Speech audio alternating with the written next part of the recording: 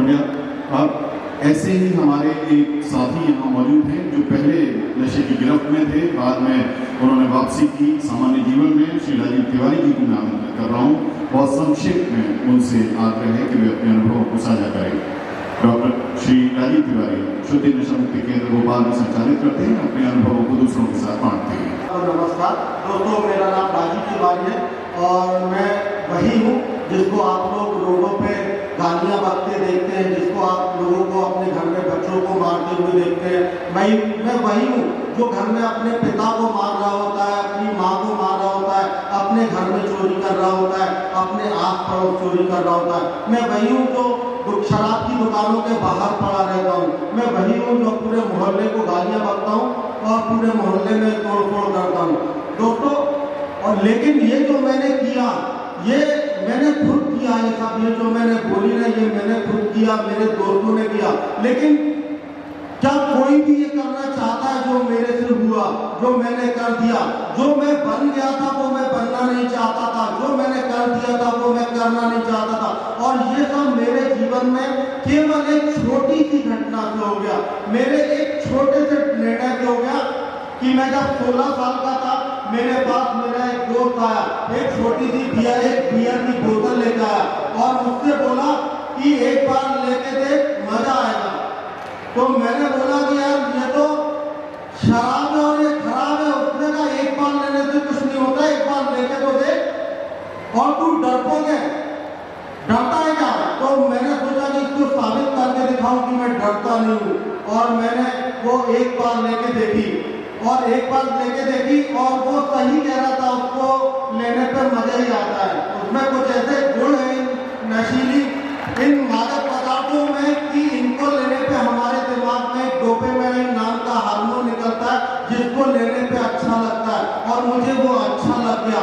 मुझे नहीं मालूम था उसके बाद मुझे अगले 20 साल क्या सजा मिलने वाली है उस मजे की, लेकिन मैंने वो मजा ले लिया और फिर मैं कभी कभी उसे लेने लगा। मुझसे लोगों ने बोला कि तुम शराब पी रहे हो, तो मैंने कहा कि मैं रोज तो नहीं पीता, कभी कभी पीता हूँ। ज्यादा टाइम नहीं हुआ मैं रोज पीने लगा। लोग कह रहे थे कि तू रोज पीता है, मैंने कहा मैं सुबह से तो नहीं पीता हूँ। और मैं समझदार था, पढ़ता था, अच्छा पढ़ने में अच्छा था, मैं तेज लड़का था और मैं जल्दी सवेरे से पीने लगा। तो मैं कह रहा था कि मैं गालियां तो नहीं बकता रोड पे खड़े होके, और वो दिन भी आया कि मैं गालियां बकने लगा। फिर भी मेरे पास था कि मैं रोडों पे पड़ा तो नहीं रहता हूँ। और एक दिन आया कि मैं दारू पी के रोडों पे पड़ा हुआ था और एक दिन वो जो मैंने अपने मन में एक शराबी की मूर्त बचा रखी थी, एक फ्रेम बचा रखा था, उसमें मैं फिट हो गया। तो मुझे समझ में आ गया कि मैं एक शराबी हूँ, मैं एक नशू हूँ। इस बात को घटते इसको मानते 4 साल बीत गए थे। और जब मैंने सोचा कि अब मैं इसको बंद कर दूं, मेरे घर वालों का भी प्रेशर था, मेरी पढ़ाई खराब हो चुकी थी, मेरा शरीर खराब हो रहा था। मैं यदि नहीं पीता था ना तो मेरे सवेरे हाथ कांपने लगते थे, मुझे बेचैनी होने लगती थी, मुझे घबराहट होने लगती थी। मैं आपको बता रहा हूँ कि मैं इतना परेशान था कि मेरे लड़ाई झगड़े हो रहे थे, अपराधों में मेरा नाम आ गया था, पुलिस मुझे बंद कर रही थी। तो और लोग मेरे से कहते थे कि तुम चाहो तो तुम खुद छोड़ सकते हो, अपनी विल पावर से आदमी छोड़ सकता है। तो मैं शराबी और मेरी शराबी की विल पावर को छोड़ने की कोशिश कर रहा था। तो मुझे एक दिन एक दोस्त मिला, वो गांजा पीता था बड़े शांति से। तो उसने कहा यार तू दारू पीता है और दारू पी के लड़ता है, गांजा पिया कर इससे शांत हो जाएगा। और मैं आइडिया ढूंढ रहा था कि क्योंकि लोगों ने जिम्मेदारी मुझे ही दे दी थी कि तुझे खुद ही ठीक होना है विल पावर से। तो मैंने वो गांजा पीने लगा शराब छोड़ने के लिए। तो मैं शांत रहने लगा, लड़ाई झगड़ा बंद हो गया, लेकिन वो ज्यादा दिन चला नहीं। कुछ दिन में मैं गांजा और शराब दोनों पी रहा था, है ना। लेकिन मेरे घर वाले भी नहीं समझ रहे थे क्या करें। मेरी माँ ने मेरे को शराब छुड़वाने के लिए अंगूठी बनवाई चांदी में, ज्योतिषी ने कहा मोती बनाओ। मुझे मोती बनाया गया, लेकिन वो बेच के मैं पी गया। फिर उसके बाद मेरी माँ ने पुखराज की अंगूठी बनवाई सोने में कि बड़ी दिक्कत है। मुझे त्र्यंबकेश्वर ले जाया गया महामृत्युंजय जाप कराने के लिए कि छोड़ देगा, लेकिन मैंने नहीं छोड़ी। फिर आखिरी में हमारा जो रामायण रहता है ना कि शादी कर दो ठीक हो जाएगा, जिम्मेदारी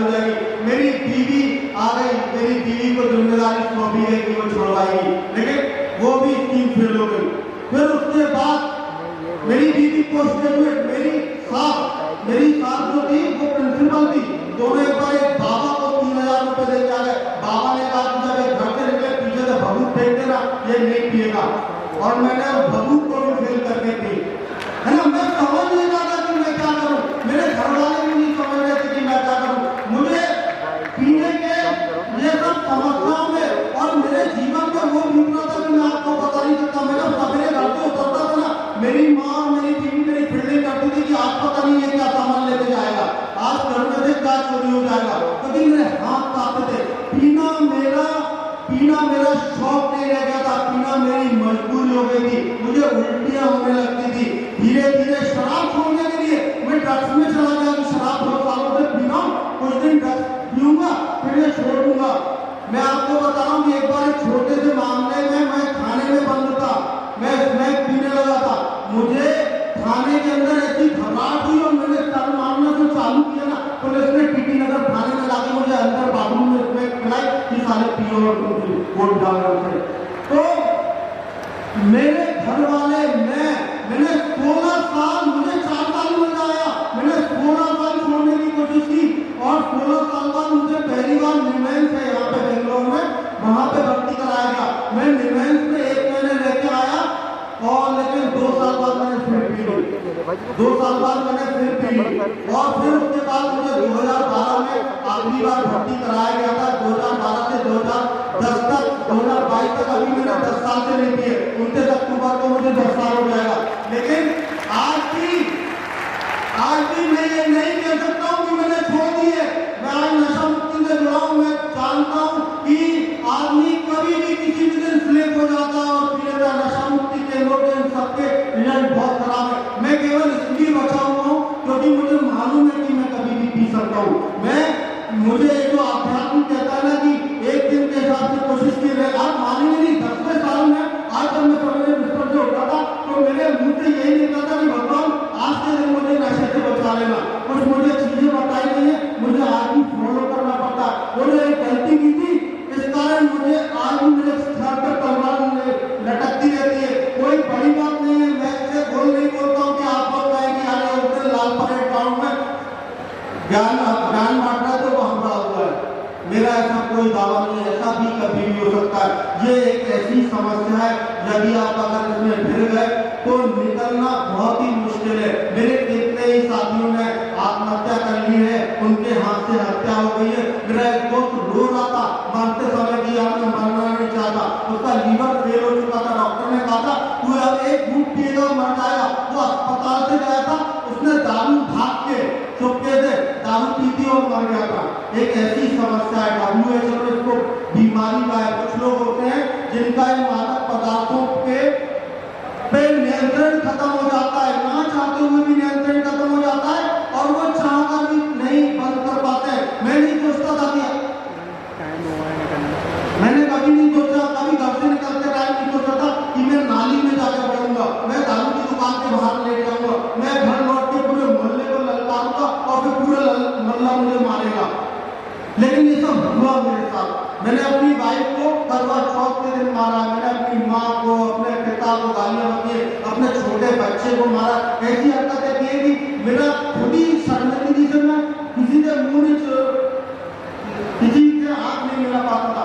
तो मेरा बस ये कहना है कि हमको एक भी बार लेके नहीं देखना है, क्योंकि सिर्फ एक बार किसी मादक पदार्थ का जीवन आपको इसमें हमेशा के लिए फंसा सकता है और आपको अपनी जान देके इसकी कीमत चुकानी पड़ सकती है, अपना सम्मान देके, अपना साथ देके, अपने कैरियर देके। और मुझसे से नशेले को इस प्रोग्राम में बोलने का मौका देने के लिए मैं शासन का, प्रशासन का सभी का आभारी हूँ। आपने इतने ध्यान से सुना, आप सभी का बहुत बहुत धन्यवाद। बहुत बहुत धन्यवाद राजीव।